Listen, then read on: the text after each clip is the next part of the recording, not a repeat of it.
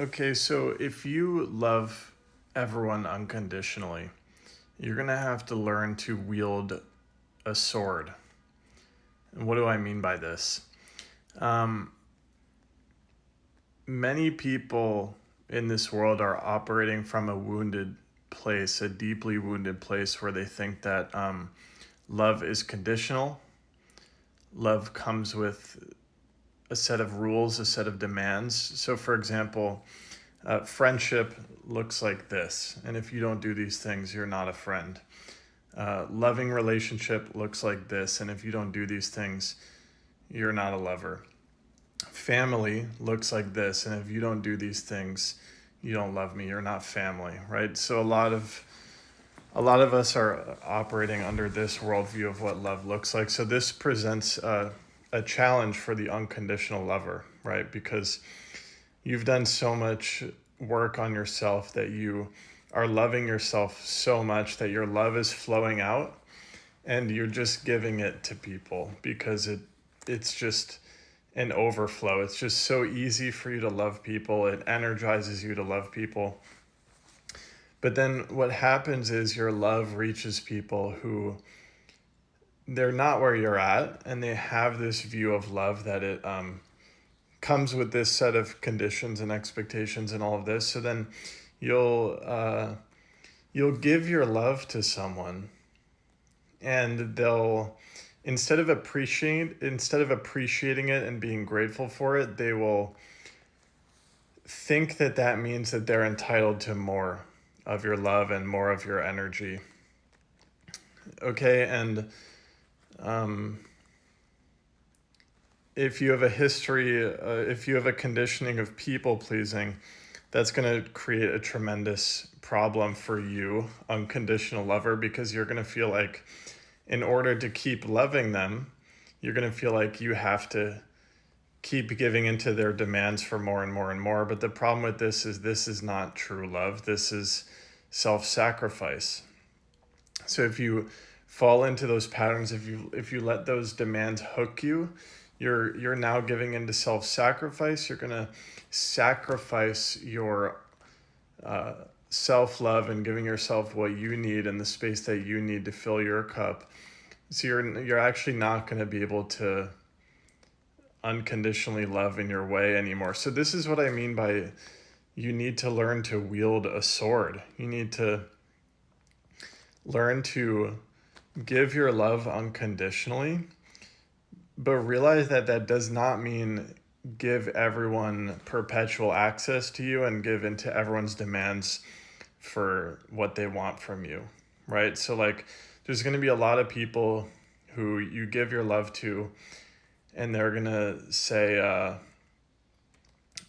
you know, they're going to have this idea that, okay, we're friends now, so now you have to hang out with me once a week. But that's not that's not unconditional love,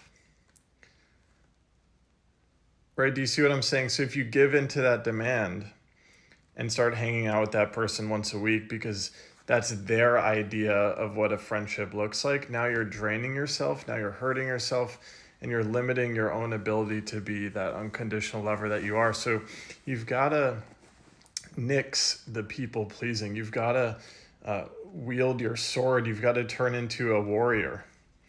You've got to be able to be super, super rooted and centered in yourself and set really good boundaries. And when any of that clinging and pulling and potentially unconscious guilting and manipulation comes your way, you want to become so centered that it just can't pull you. And you just keep loving that person, but you don't give into those hooks. Um, I had this image come to me where it's like you want to become translucent, like um, translucent. So those hooks try to come at you, and there's just nothing to even grab because you're so rooted. You become translucent. So in practicality, what this looks like sometimes is it looks fierce sometimes, and this is a really challenging transition as you evolve past people pleasing, but sometimes it looks really fierce. It looks like saying a firm no, setting a firm boundary. It could even appear like ending a connection. Um, as we know, love is cosmic. No connections truly end, but it can appear on the surface like the most unconditionally loving thing to do can be at times to uh, sever a connection on the surface, right?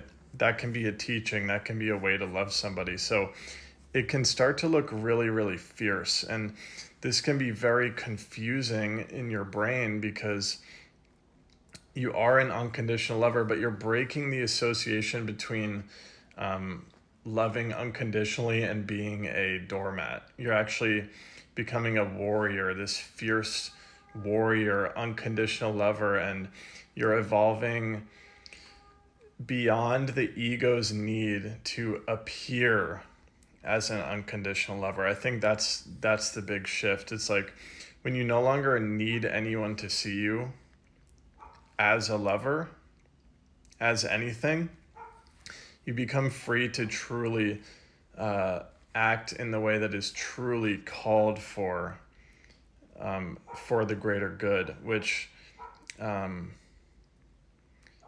wisdom comes from following intuition, from listening to God, however you want to conceptualize it, right? And sometimes that looks quite fierce, quite fierce.